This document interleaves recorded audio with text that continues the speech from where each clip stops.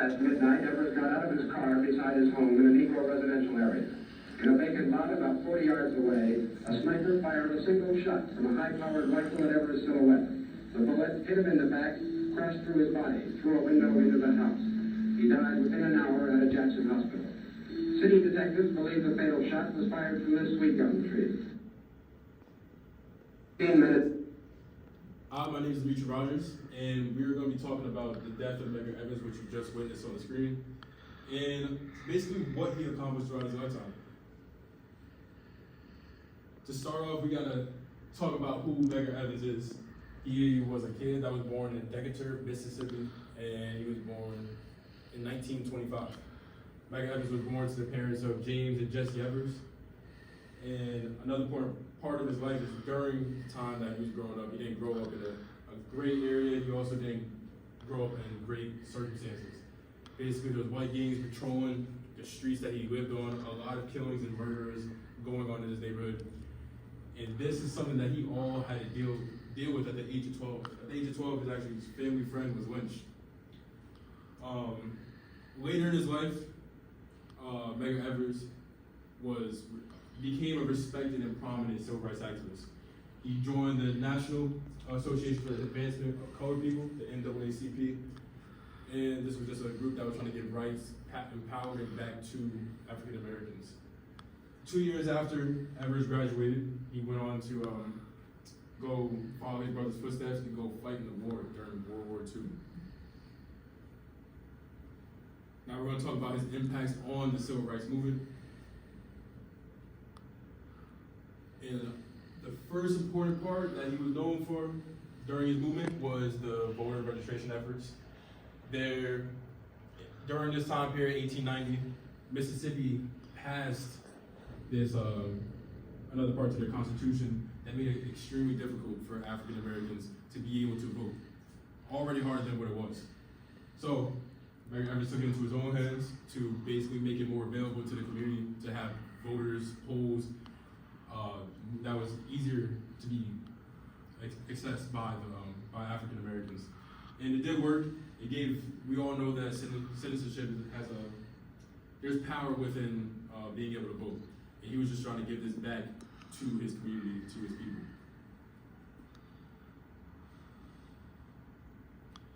So we're also going to talk about his civil rights and legal advocacy.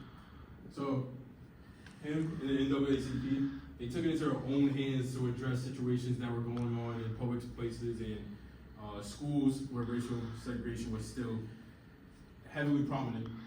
And they were taking on cases against Jackson separate school districts. And a lot of these cases that they took on against these school districts went to become losses in their favor. Like it didn't go in their favor. But what happened that actually helped them out, which they didn't actually see this as a loss when they lost the case, was the fact that a lot of these states were ignoring national laws. So bringing this case attention to the federal government forces them to act on the situation and not for the situation to just go, unnoticed and under the radar.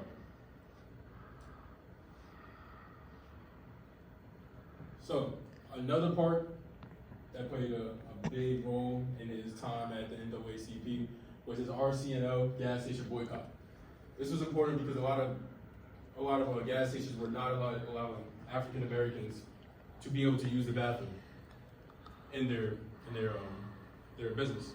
So basically, what he did was he printed out 20,000 bumper stickers and put them back of the cars of African Americans or anybody that wanted to support the movement.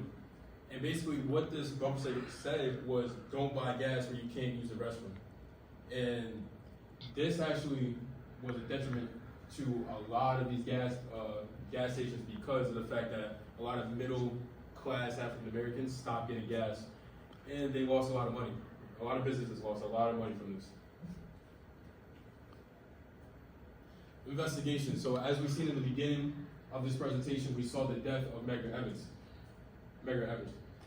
And what people don't realize is that the person that killed him was not sentenced or anything, or Medgar Evers was not given justice until 3 decades after the situation happened. So what he did was he took matters into his own hands, and he actually picked up a couple cases. One important case was Emmett Till. George Lee is another case, and Lamar Smith. But Emmett Till was most important because he was 14-year-old that was kidnapped and killed in Mississippi, visiting his family. So this was a great moment for Medgar Evers to bring this to national light. He was actually in 1956 able to talk about it in cities nationwide and be able to get the information out there that people needed to know that was going on under the radar, going unnoticed, and it was a very important part of his feat during the NAACP. Medgar Evers' death, we saw that he was killed, unfortunately, in his home, June 12, 1963. He was walking outside of his car, he got sniped in the back, unfortunately, and passed away 55 minutes later in the hospital. There was also information that said that in the hospital he didn't receive great treatment, and we have seen that throughout the years, like with Martin Luther King. They talk about how his hospital treatment after the fact that he got shot wasn't the best that he could have lived. It just goes to show how the social climate of that time period was. His murderer's name, Brian D. La Beckwith.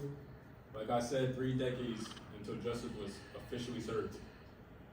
Another important part to Medgar Evers' lifetime, part of his death, was the fact that it created such a movement that it got people up to want to push what he was already starting. This picture right here says that Evers died for you, joined the NAACP. They were trying to recruit people and carry on what he was getting done while he was alive.